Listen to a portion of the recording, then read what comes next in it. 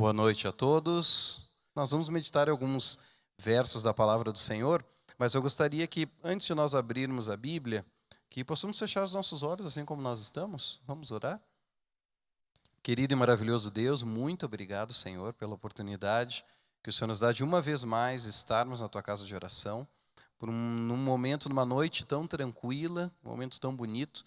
E quero te pedir que o Teu Espírito Santo possa, uma vez mais, estar tocando o nosso coração, a nossa mente, abrindo o nosso coração, e que possamos juntos refletir um pouco mais na Tua palavra. Nós oramos em nome de Jesus. Amém, Senhor.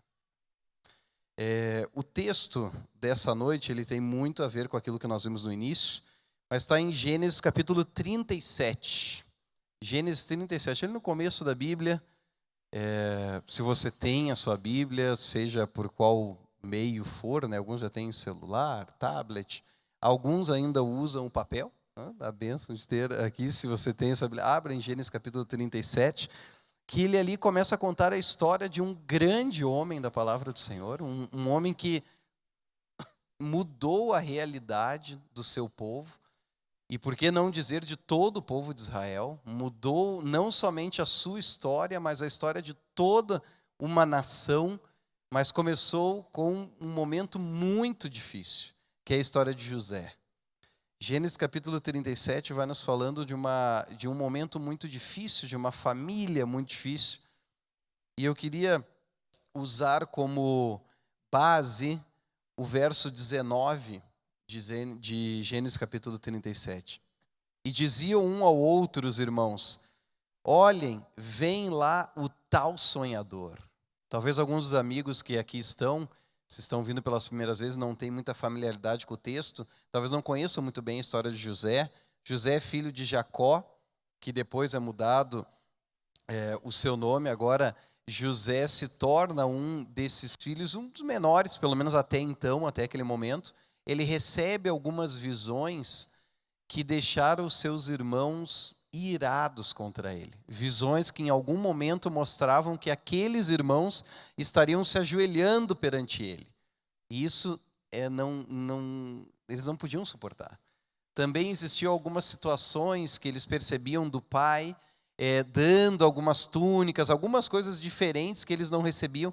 E tudo isso ia trabalhando uns ciúmes que ia cada vez mais crescendo, até que chega uma situação, eles já maiores, onde José é enviado para ver o que seus irmãos estavam fazendo, sinal de que o pai também não tinha muita confiança naqueles outros filhos, e ao chegar, esses irmãos, eles resolvem tomar uma atitude drástica de abuso. E por que eu estou tocando nesse tema? No dia de ontem, nesse fim de semana, toda a divisão sul-americana, composta...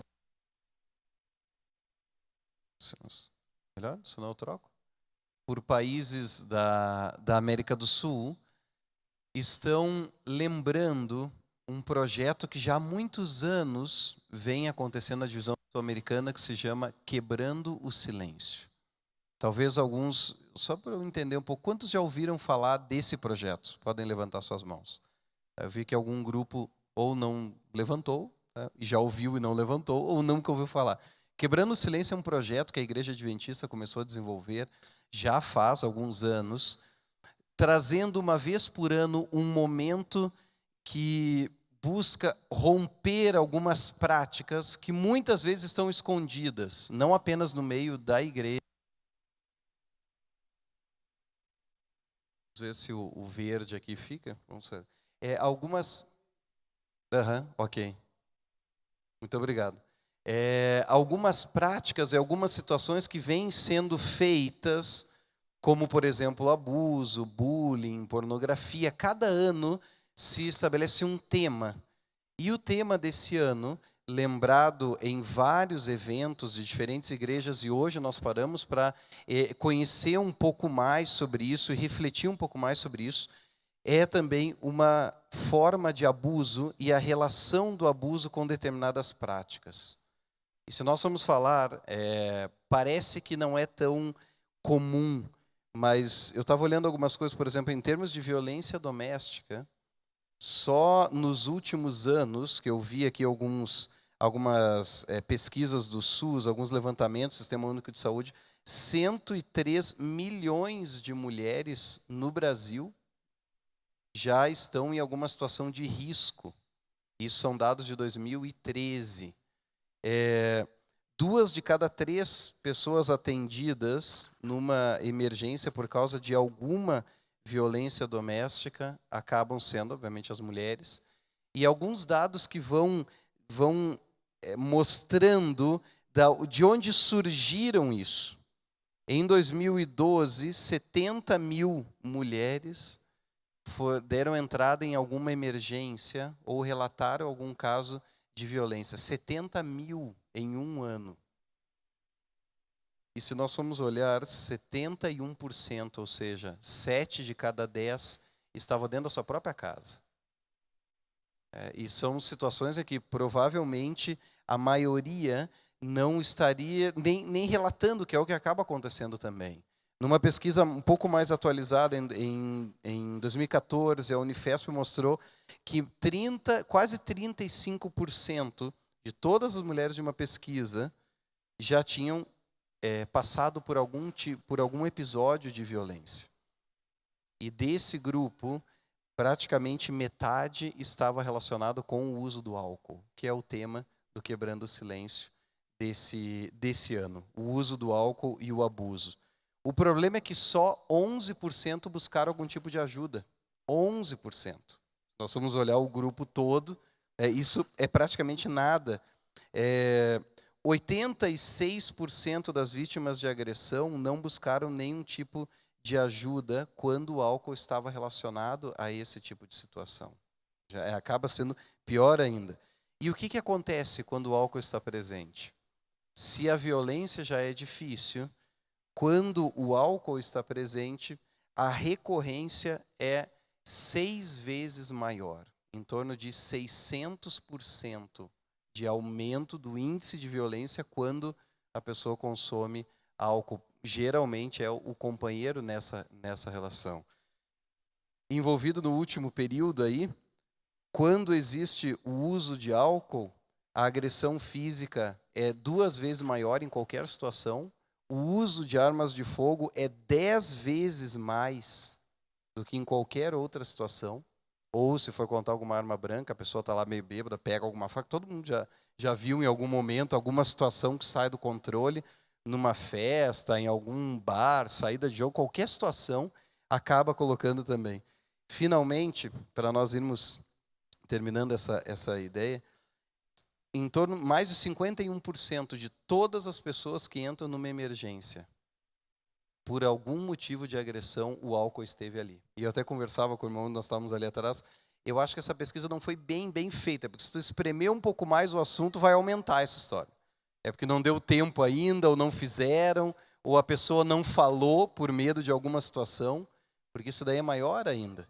Se nós formos contar o álcool e a velocidade, a pessoa bebeu, acelerou demais, isso sobe para mais de 60% dos acidentes de trânsito relacionados com velocidade e álcool. E só o álcool, mesmo com velocidade baixa, mais de 21%.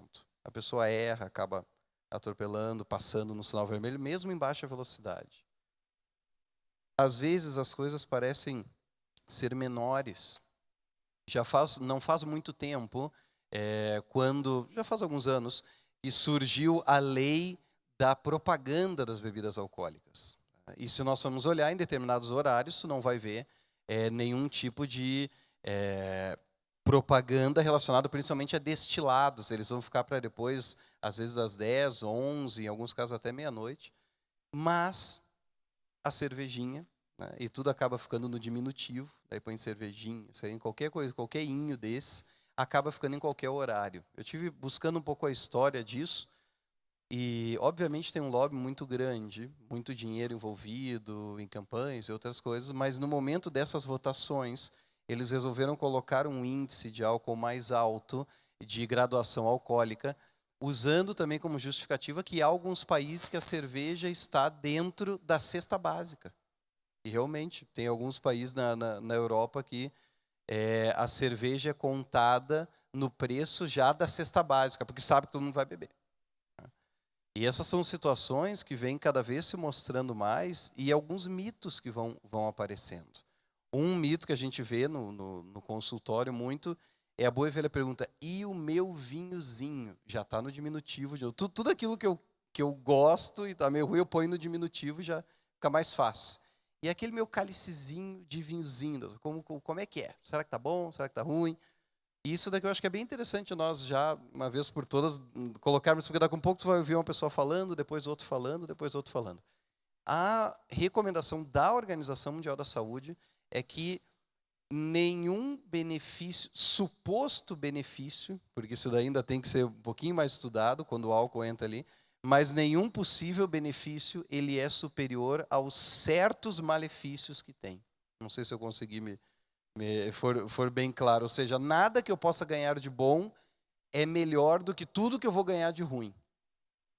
Por isso, não é recomendado, nenhum profissional de saúde, pode ser que algum médico já tenha até lhe dito, não, toma aquele cálicezinho, provavelmente porque ele usa também, mas não é recomendado, desde a Organização Mundial da Saúde, que ninguém use bebida alcoólica sob nenhum benefício, porque não traz benefício se eu for contar os malefícios também. Se uma pessoa não toma, a recomendação é que nunca comece a tomar. E se ela já toma, aí sim, tu vai trabalhando para que ela consiga diminuir cada vez mais, quanto menos melhor, né, desse tipo de bebida, por outros tantos motivos, não apenas pelo álcool em si, e a parte emocional, mas fígado, coração, todo o dano que nós sabemos, e o próprio aumento de peso, né, caloria líquida. Tem pessoas que algumas vezes vão no consultório. Eu atendo muita área de endocrinologia e eu faço de tudo, eu emagreço. Daí quando a gente começa a contar da sexta-noite até o domingo, parece que é se a igreja adventista guarda o sábado, tem gente que guarda da sexta-noite ao domingo do almoço. Ele parece que é um tempo apartado do resto da semana. Não existe, aquele tempo não conta. Não, porque sexta-noite aí. E já põe no diminutivo também, a gente tem que ter a saidinha, a festinha. E as coisas começam aí.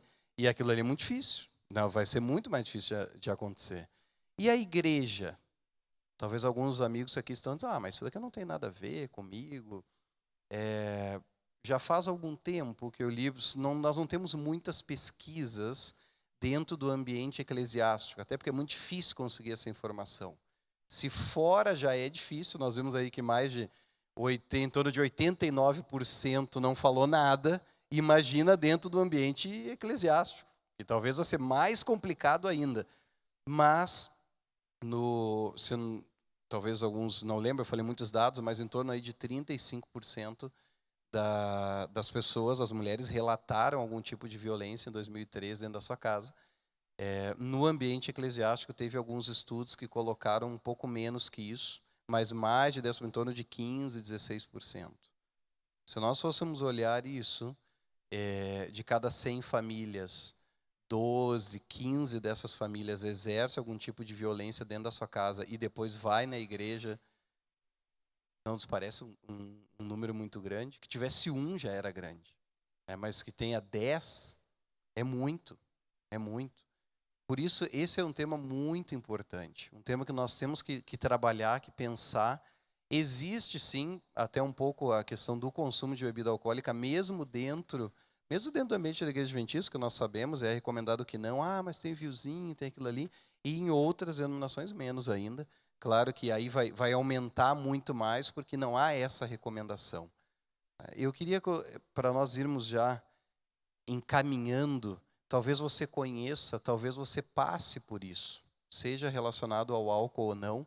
Talvez alguns viram, não faz alguns dias, talvez uma das semanas, que saiu uma pesquisa agora há pouco no Brasil sobre crianças no 9º ano, que dá em torno de 14 anos, a antiga 8ª série. Agora eu já me senti velho, porque eu fiz 8ª série. Agora já é 9º ano. Já é aquele momento que a gente cai também em si, diz, você vai falar, mas o que dá em torno aí dos 14 anos, né, mais ou menos essa idade.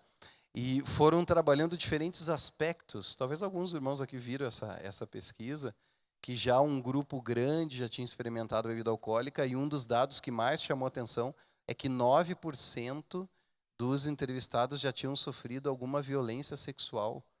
9% de crianças em torno de 14 anos. Isso é um ponto que nós temos que prestar bem atenção. E, obviamente, a imensa maioria desses casos acontece no ambiente familiar, no ambiente pessoal ou pessoas próximas à família. Amigos, tios, enfim, vizinhos, pessoas que têm uma certa intimidade. Eu queria, para nós tomarmos esse exemplo de José e colocar pequenos pontos, 5 pontos, princípios bíblicos de como enfrentar um tipo de abuso.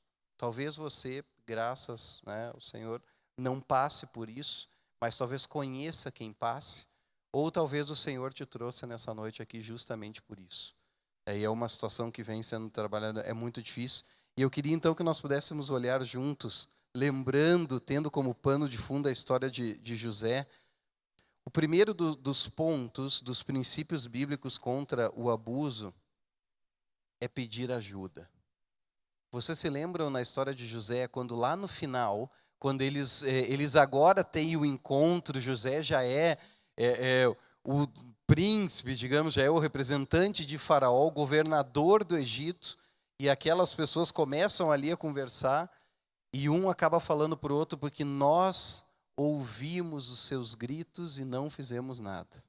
Lembra esse texto? E esse é um dos primeiros pontos, princípios, de uma pessoa que está sofrendo abuso. Você não está protegendo a outra pessoa quando não pede ajuda. Bem pelo contrário, acaba privando a pessoa de um tratamento que certamente ela precisa e piorando a sua situação e se colocando num risco muito pior. Pedir ajuda profissional, ajuda num ambiente que possa estar sendo de líderes, talvez líderes de uma igreja, se você está, ou inclusive ajuda, dependendo do grau de abuso e de violência, ajuda profissional, já relacionada muitas vezes à justiça, alguma coisa que possa lhe proteger disso. A grande maioria não pede ajuda, às vezes por situações até econômicas, e como é que nós vamos fazer, mas José gritou por ajuda, pediu, clamou por ajuda. O segundo ponto, ele tem a ver com um verso que eu acho muito interessante, que está no capítulo 39 de Gênesis. E eu queria usar esse ponto do verso 6 ali da história de Potifar. José foi vendido, ele não foi morto pelos seus irmãos, passou, eu não acredito que tenha sido sorte, o Senhor encaminhou uma caravana para que pudesse salvar a vida de José. Eu nunca tinha pensado nessa forma. Eu disse, coitado, José foi vendido. Eles estavam pensando em matá-lo. E o Senhor, eu tenho a firme convicção que Ele foi guiando essa caravana para que estivesse naquele momento, naquela situação, para que pudesse salvar a vida desse homem e cumprir o plano que Deus já tinha revelado para ele no passado. Para que só assim ele acabou chegando lá no Egito. Ele foi vendido, é vendido para um dos oficiais, Potifar, e o verso 6 diz assim, Potifar tudo que tinha confiou às mãos de José, de maneira que tendo por mordomo, não sabia de nada, além do pão que se alimentava. José era lindo, formoso de porte e de aparência. E aqui é o segundo ponto que eu queria, o segundo princípio que eu queria falar sobre o abuso. Não se culpe. Um dos grandes problemas do abuso é essa manipulação psicológica que aquele que sofre abuso começa a desenvolver. Quem mandou se fosse feio, ninguém fazia nada. Isso daí não é verdade. Pode acontecer abuso em qualquer situação, inclusive com pessoas que têm deficiências físicas, idosos, pode acontecer, é abuso de vulnerável. Mas às vezes pela beleza, acaba se expondo mais. E José esteve exposto a uma situação muito difícil com a esposa de Potifar justamente por isso. Aqui vem outro ponto importantíssimo. Nunca a culpa do abuso é daquele que sofre o abuso. Não importa aquilo que a pessoa que esteja exercendo o abuso fale. Quem mandou andar desse jeito? Quem mandou fazer tal coisa? Quem mandou não arrumar? Se não arrumou daquele jeito que tinha que ficar meio centímetro para o lado, então agora vai apanhar. Não interessa. Nunca a culpa é do abusado. Claro que isso vale um outro ponto, né? Mas a pessoa às vezes começa a buscar, dizer, não, mas realmente, se eu não tivesse deixado aquele pano ali, não teria me espancado, quebrado algumas costelas. É sempre desproporcional as coisas. E não é culpa da pessoa que sofre o abuso. Por mais que o abusador possa, ou abusadora, no caso, né, possa justificar com pseudos explicações assim. E aí vem um terceiro ponto que nós podemos destacar nessa noite. O verso 9 e o verso 10 do capítulo 39 de Gênesis dizem: Ele não é maior do que eu nessa casa. Nenhuma coisa me vedou. Isso José estava falando para a esposa. Senão a ti, porque és a sua mulher. Como, pois, eu cometeria tamanha maldade, pecaria contra o meu Deus? Isso é José falando para a esposa de Potifar. Falando ela a José todos os dias, e não lhe dando ele ouvidos para se deitar com ela e estar com ela. Esse é o terceiro ponto. Embora a culpa nunca seja daquele que sofre o abuso, seja prudente. Seja prudente. Em atos e palavras, em lugares, a culpa nunca vai ser da pessoa. Mas se nós sabemos que determinadas atitudes podem estar nos expondo a risco, é melhor evitá-las. Enquanto busque ajuda, não se culpe, seja por qualquer motivo, mas também seja prudente em todos os passos onde deve ser feito. A Bíblia diz que José evitava, saía. Se tinha determinada situação, ele acabava evitando um pouco essa situação. É difícil falar isso, não faz muito tempo. Talvez alguns dos amigos aqui, irmãos, lembrem que existe uma marcha, né, que é feita de um movimento feminino, justamente contra essa recomendação. Isso que a mulher pode usar qualquer tipo de roupa que queira ou não, não importa. E eu queria falar com muita cautela sobre isso para que me entendam bem. Volto a repetir, por esse aspecto, sim, é verdade. Não importa o que a pessoa tenha feito ou deixado de fazer, o lugar que foi, ou se resolveu entrar em algum lugar e depois se arrependeu, a gente sabe que isso daí não é o correto, mas realmente nunca vai ser culpa dessa pessoa, nunca. Agora, nós sabemos que há determinadas situações que elas podem servir de gatilho para estimular uma pessoa que já tem uma mente doente. Outra vez eu vi um exemplo que eu achei bem interessante para ver como é uma situação muito menor. Às vezes, quando vai chegando determinados horários, talvez em Curitiba não aconteça, provavelmente aconteça também. Nós não evitamos passar com o carro em determinados lugares, né? A gente sabe que ali vai dar problema. Ah, não, estaciona aqui em qualquer lugar. Não, aqui não dá. Eu sou natural de Porto Alegre e nós moramos, antes de fazer medicina, eu fiz teologia, alguns aqui sabem, quando trabalhava na parte de capelania como pastor, nós moramos num lugar que era muito difícil, com alta incidência de assaltos e assassinatos, e era muito comum, ao chegar do supermercado, dar aquela volta na quadra, dando uma olhada se podia ou não parar o carro. Não sei se isso daí já aconteceu com vocês ou não em algum momento. A prudência em todas as situações. José foi levado, e eu queria já ir para a parte final dessa mensagem, tomando o verso 21 de Gênesis capítulo 39, dizendo que o Senhor, porém, era com José. E lhe foi benigno e lhe deu mercê perante o carcereiro. Talvez alguém não conheça a história. José foi preso, a esposa de Potifar simulou uma agressão. Provavelmente Potifar conhecia a índole de José e talvez conhecia também alguma índole que a sua esposa talvez tivesse. Não acreditou muito, senão ele seria morto. Ele foi levado à prisão e lá na prisão, finalmente, parecia que todos os seus sonhos tinham se acabado. Uma pessoa que recebeu sonhos de Deus, de estar na maior das alturas, agora estava numa terra estrangeira, numa prisão miserável, jogado lá, sem nenhuma possibilidade de voltar. Porque talvez humanamente a gente comece a pensar nos esquemas. Não sei se já pensou, agora talvez o Senhor esteja criando meu caminho. Eu saí daquele lugar, onde não tinha possibilidade nenhuma. Agora eu estou numa casa de um alto oficial. Esse alto oficial certamente em algum momento vai falar de mim e a vida vai melhorar. Já começaram a ver que algumas vezes a gente começa a criar alguns esquemas que o Senhor está... agora vai. Agora já conheci fulano, agora já conheci ciclano. E de repente esse esquema se quebra completamente. E talvez José poderia estar no chão daquela prisão pensando, e agora, José? Eu nunca vi essa frase ser tão real quanto na história de José. Ele pensando, e agora? Eu já estou fora da minha casa, lá não consigo voltar. Se aqui algum esquema ia dar certo, agora acabou. Porque se alguma vez algum for a perguntar, alguém conhece esse José, já vão todo mundo olhar para Potifar e dizer, não, esse daí não. Agora acabou. Não tem como. E eu queria colocar os 2 últimos detalhes dessa noite, justamente com essa parte. Nunca perca a esperança e os seus sonhos.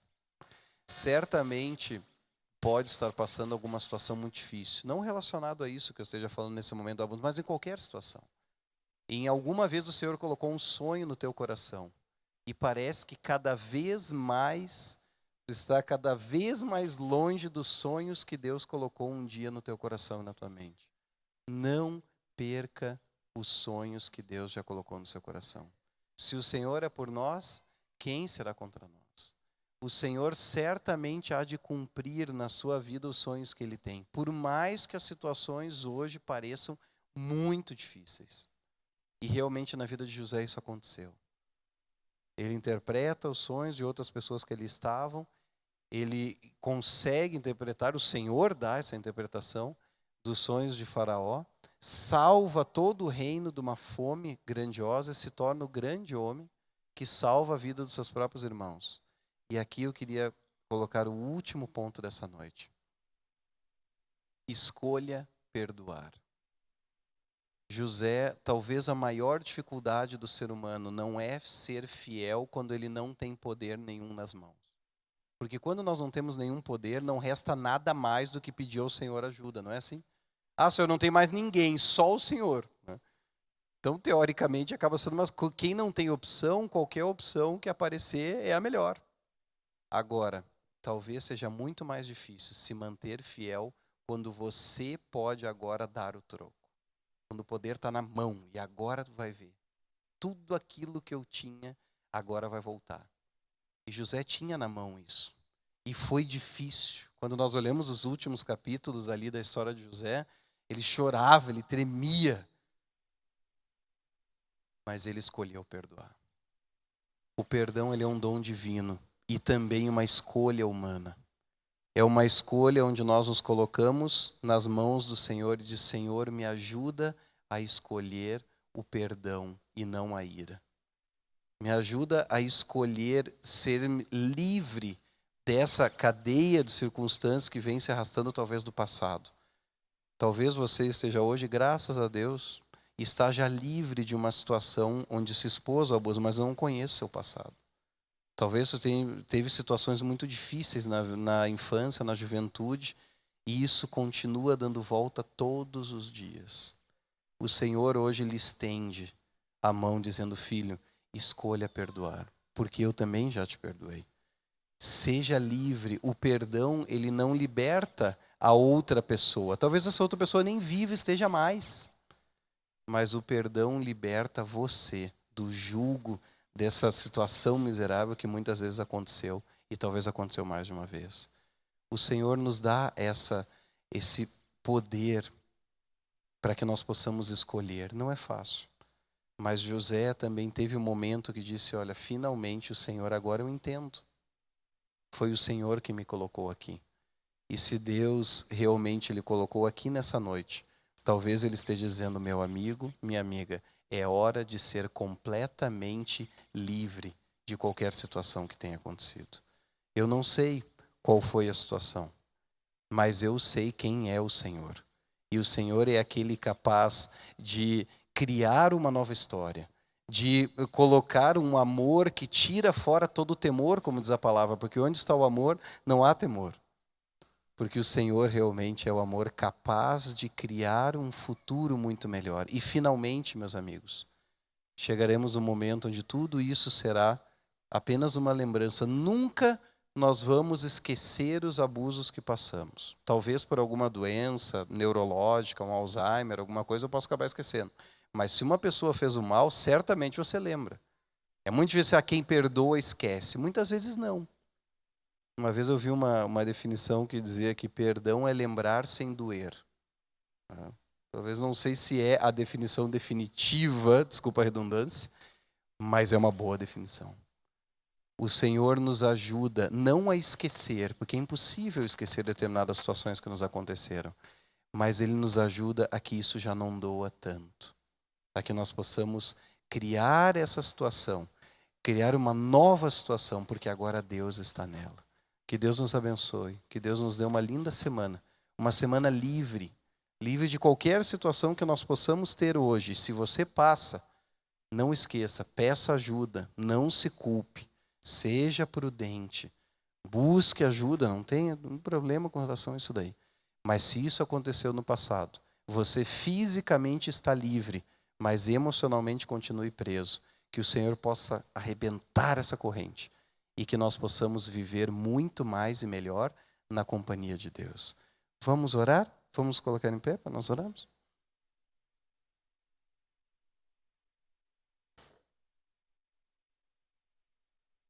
Querido e maravilhoso Deus, muito obrigado, Senhor, porque na Tua palavra nós encontramos muitos exemplos de pessoas que mudaram a história, que romperam essas circunstâncias onde estavam, e o Seu plano, Senhor, pôde estar sendo cumprido, se cumpriu na vida de cada um deles. Hoje nós vimos a história de José, uma história difícil, mas ele não perdeu os seus sonhos. E em todos os momentos dessa história, nós vimos a repetição do verso, e Deus estava com José. Seja nos momentos bonitos da sua casa, seja naquela caravana onde tinha muito medo, seja numa casa linda, rica, seja numa prisão lá embaixo, o Senhor sempre esteve com ele.